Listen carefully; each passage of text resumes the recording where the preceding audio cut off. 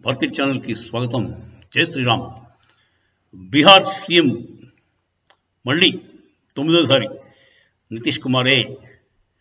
ఆయన ఏ పార్టీతోనైనా అఫిలియేషన్ చేసుకుని సీఎం కింద మాత్రం అతనే ఉండిపడతారు. ఇది ఆఖరిసారి అనుకుందాం. We hope.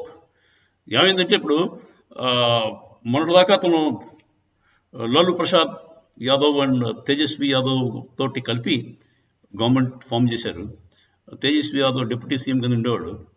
ఇప్పుడు లాలూ ప్రసాద్ ఏం చేశాడు తెలివిగా, ఇతని తాలూకు 40 మంది అంతమంది ఎమ్మెల్యేలు మందిగా చీల్చి సొంతంగా వాళ్ళ తేజస్వి యాదవ్నే సీఎం కింద చేసి నితీష్ని దెబ్బేద్దామని చూశారు.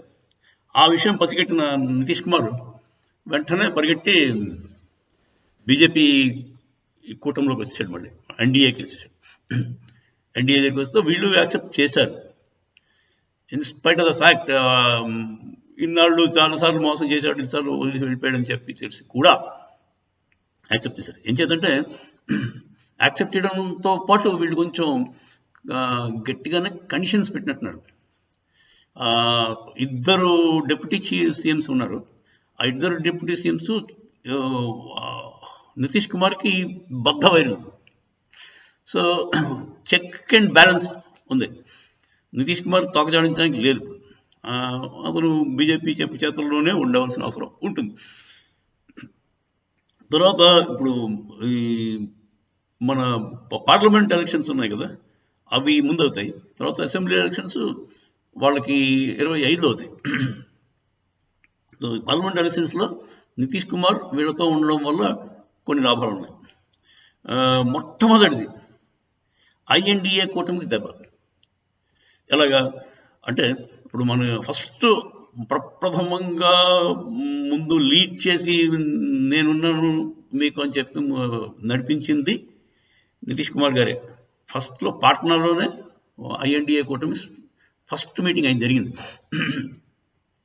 సో సైకలాజికల్గా వాళ్ళకు పెద్ద దెబ్బ.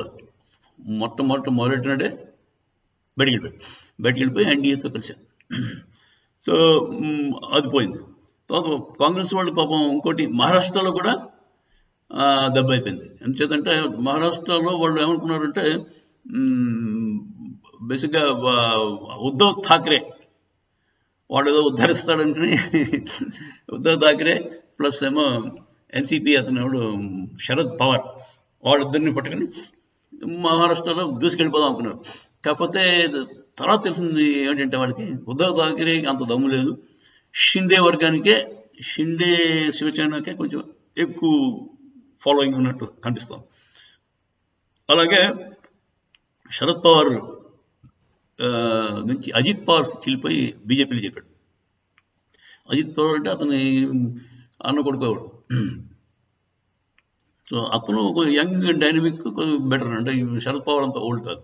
Sharad Pawar bit two old, 80+.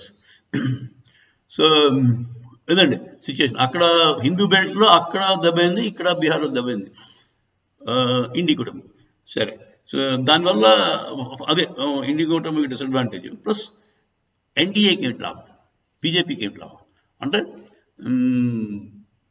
ఈ బీహార్లో నితీష్ కుమార్కి కొన్ని వర్గాలు వాళ్ళ కులాలు కొన్ని గ్యారంటీగా వేస్తాయి. సో ఆ ఓట్ బ్యాంక్ వీళ్ళు వచ్చేస్తుంది.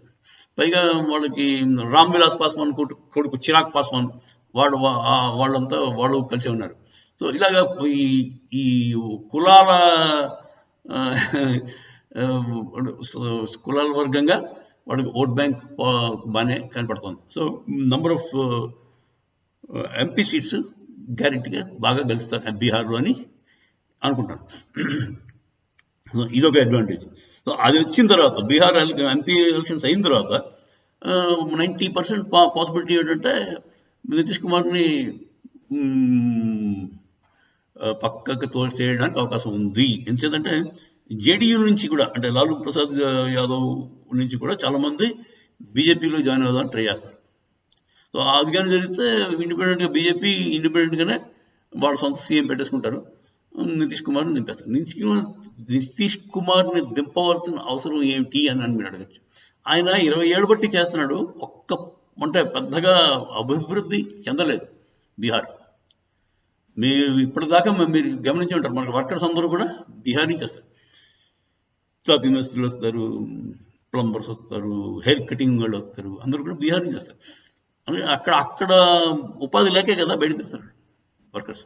సో బేసిక్గా బీహార్ని అండర్ డెవలప్డ్గానే ఉంచాడు పాపం 20 ఏళ్ళు బట్టి నితీష్ కుమార్ గారు. కొంచెం ఆ లాలూ కంటే బెటర్ ఏంటంటే అరాచకం లేదు. లాలూ ఉన్నప్పుడు మొత్తం గుండారాజ్యం, ఆ గుండారాజ్యం నుంచి కొంచెం ప్రొటెక్ట్ చేశాడు నితీష్ కుమార్, బెటర్ ఆ విధంగా. కాకపోతే డెవలప్మెంట్ తక్కువ. అంచేత నితీష్ కుమార్కి యాంటీ ఇన్కంబెన్సీ బాగానే ఉంది. ఫస్ట్ 2015లో అతనికి 75 ఎమ్మెల్యే సీట్లు వచ్చాయి. అప్పుడు బీజేపీకి 30 వచ్చాయి. కాకపోతే 2021లో అతనికి 70 నుంచి 40కి తగ్గాడు. బీజేపీ 70కి వెళ్ళింది. అది ఈక్వేషన్. సో ఇప్పుడు మెయిన్ ప్రాబ్లం ఏంటంటే నితీష్ కుమార్ని అంతదాకా ఎన్డీఏ వాళ్ళు ఎంపీ ఎలక్షన్స్ దాకా వాడుకుంటారు.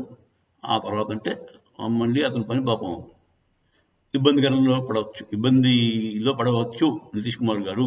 సరే, ఆయన ఇబ్బంది ఆయన పడతాడు. బేసిక్గా బీజేపీకి అయితే అడ్వాంటేజ్.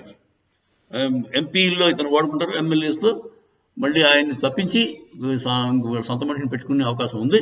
పెట్టుకున్నాక అప్పుడు ఎమ్మెల్యే ఎలక్షన్స్ వెళ్తే అప్పుడు యాంటీ ఇన్కంబెన్సీ ఓటు కూడా, అంటే నితీష్ కుమార్ యాంటీ ఇన్కంబెన్సీ కూడా పోతుంది. అదండి బీహార్ పొలిటికల్ సిచ్యువేషన్. జై శ్రీరామ్.